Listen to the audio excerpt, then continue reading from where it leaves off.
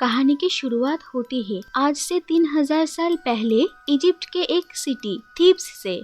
और उस वक्त थीब्स का हाई प्रीस्ट था इम्होटेप, और इम्होटेप के पास जादुई शक्तियाँ थी। इम्होटेप के साथ और भी बहुत सारे प्रीस्ट काम करते थे।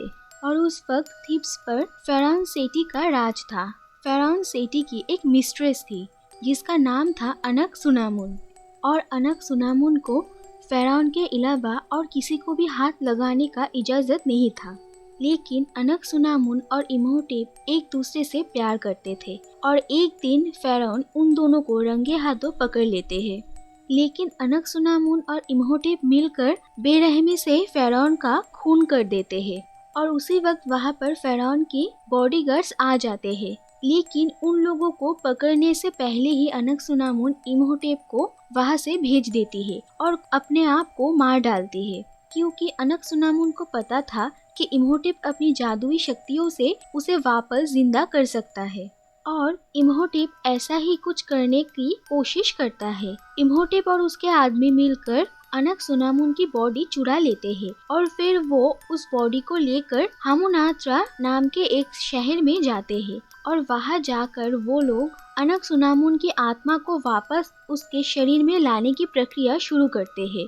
अनक-सुनामुन की ऑर्गन्स अलग अलग 5 जार में रखे गए थे। उसके बाद अनक-सुनामुन की आत्मा को वापस लाने की प्रक्रिया पूरी ही होने वाली थी। उसी वक्त फेराउन के बॉडीगार्ड्स वहाँ पर आ जाते हैं और इस प्रक्रिया को रोक देते हैं। और उसके बाद सारे बॉडीगार्ड्स इम्होटेप के सारे आदमियों को जिंदा दफना देते हैं और इम्होटेप को एक बहुत ही खतरनाक सजा देते हैं। उसे जिंदा मौमी बना दिया जाता है और उसके ऊपर इंसान के मांस खाने वाले कीड़े छोड़ दिए जाते हैं। और फिर उसकी बॉडी को एक बहुत बड़े ताबूत में रख के उस ताबूत को एक अनोखे चाबी से बंद कर दिया जाता है ताकि उस ताबूत को कोई ना खोल सके। उसके बाद उस ताबूत को मिस्र के देवता अन्यूबस के नीचे दफना दिया जाता है। और उसके बाद से ही उन बॉडीगार्ड्स के वंशज उस जगह को प्रोटेक्ट करते आ रहे हैं, क्योंकि उन्हें पता था कि अगर किसी तरह से इम्होटेप की बॉडी उस कब्र से बाहर निकलेगी तो पूरे इजिप्ट में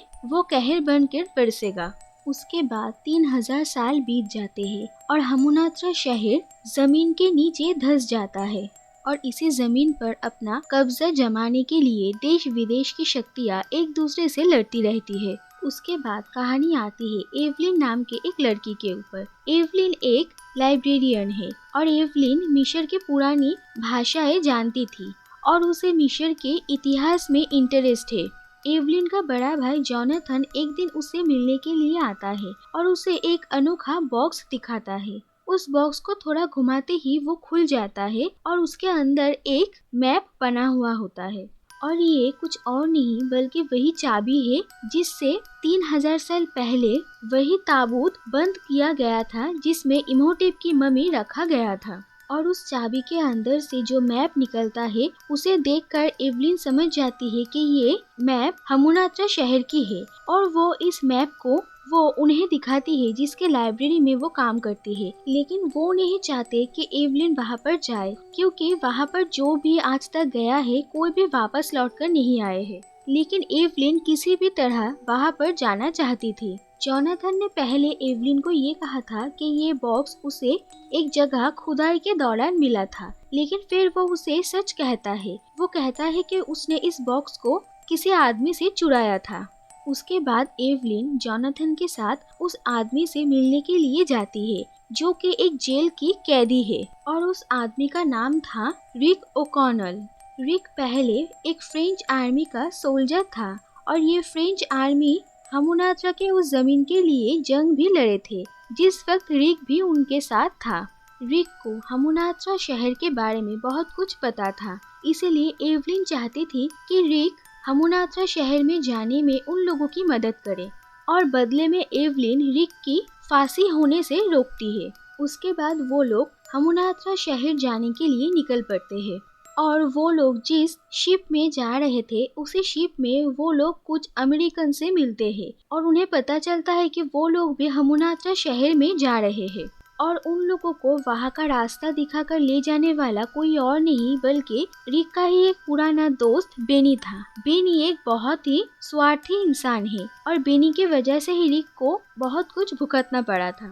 रास्ते में एवलिन रिक को बताती है कि उसकी हमुनात्रा जाने की एक ही वजह है और वो है अमुनरा नाम की एक किताब को ढूंढना जो कि सोने से बना हुआ है और उस किताब में पुराने मिस्र के बारे में बहुत कुछ लिखा गया है। उसके बाद शिप पर फिरौन के उन्हीं बॉडीगार्ड्स के वंशज हमला कर देते हैं। वो लोग वो चाबी और मैप लेने के लिए आए थे और उन लोगों के हमला करने की वजह से पूरे शिप में आग लग जाती है और सब पानी में छलांग लगा देते हैं। उसके बाद जैसे तैसे वो लोग कुछ ऊँटों के मदद से उसी जगह पहुंचते हैं जिस जगह के जमीन के नीचे हमुनात्रा शहर दफन है। उसके बाद वो लोग एन्यूबस की उसी मूर्ति के सामने आते हैं जिस मूर्ति के नीचे इम्होटेप की मम्मी दफन किया गया था। जैसे कि हमुनात्रा शहर जमीन के नीचे धंस चुका था, इसीलिए उस मूर्ति का आधा हिस्सा भी जमीन के नीचे था और उसके बाद वो लोग उस जगह पर खुदाई का काम शुरू करते हैं और फिर वो लोग जमीन के नीचे पहुंच जाते हैं और फिर वहाँ पर वो अमेरिकन भी आ जाते हैं जिनसे वो लोग शिप में मिले थे और उसके बाद उन सब में ये सुलह हो जाती है कि यहाँ पर जो कुछ भी खजाना मिलेगा वो सब आधा आधा बांट लेंगे और फिर वो लोग सब खजाना ढूंढने में लग जाते हैं। और उस दिन का काम खत्म करने के बाद शाम को वो सब ऊपर आ जाते हैं और फिर उन लोगों पर अचानक कुछ लोग हमला कर देते हैं और ये लोग फिरौन की उन्हीं बॉडीगार्ड्स के वंशज हैं जिन्होंने इम्होटेप को दफन किया था और उनके वंशज आज भी इस जगह को पहरा दे रहे हैं ताकि कोई भी इम्होटेप के मम्मी को बाहर ना निकल पाए, क्योंकि उन लोगों को ये पता था कि अगर इम्होटेप की मम्मी वहाँ से निकाला गया तो वो कितना खतरनाक हो सकता है। और उन लोगों के ग्रुप का जो लीडर था वो उन सब को एक दिन का वक्त देता है और कहता है कि वो लोग यहाँ से चले जाए, लेकिन उसकी बात कोई भी नहीं सुनता और अगले दिन वो सब फिर से जमीन के नीचे जाते हैं और खजाना ढूंढने लगते हैं और ढूंढते ढूंढते उन अमेरिकन को एक संदूक मिलता है और उसके ऊपर एक अभिशाप के बारे में लिखा हुआ था, लेकिन वो लोग इसे अंधविश्वास समझते हैं और उस संदूक को खोलते हैं। उस संदूक को खोलते ही उन लोगों को कुछ जार्स मिलते हैं और एक काली किताब मिलती है और इस किताब को बुक ऑफ द डेथ कहा जाता है और ये वही किताब है जिससे कुछ मंत्र पढ़कर 3000 साल पहले इम्होटेप अनकसुनामुन को जिंदा कर रहा था। तो दूसरी तरफ एवलिन, जोनाथन और रिक को वही ताबूत मिलता है जिसके अंदर इम्होटेप की मम्मी थी और एवलिन के पास जो चाबी था वो लोग उस चाबी से उस ताबूत को खोलते हैं और अंदर से इम्होटेप की मम्मी निकल आती है। एवलिन ने आज तक बहुत सारी मम्मीज पर काम किया था, लेकिन ये मम्मी उसे दूसरे मम्मी से काफी अलग लगती है।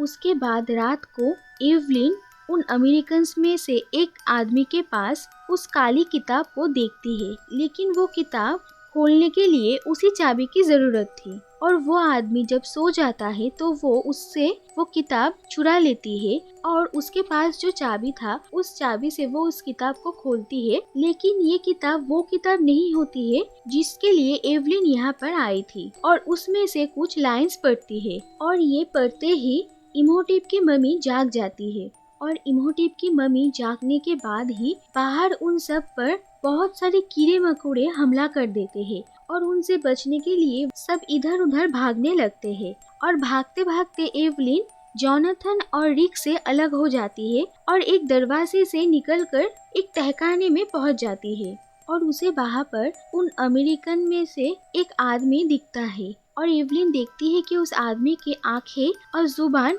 निकाल लिया गया है। उसके बाद इम्होटेप एवलिन पर हमला कर देता है, लेकिन तभी वहाँ पर रिक और जोनाथन आ जाते हैं और रिक उस मम्मी पर गोलियां चलाता है और वो लोग किसी तरह से वहाँ से बाहर निकल जाते हैं।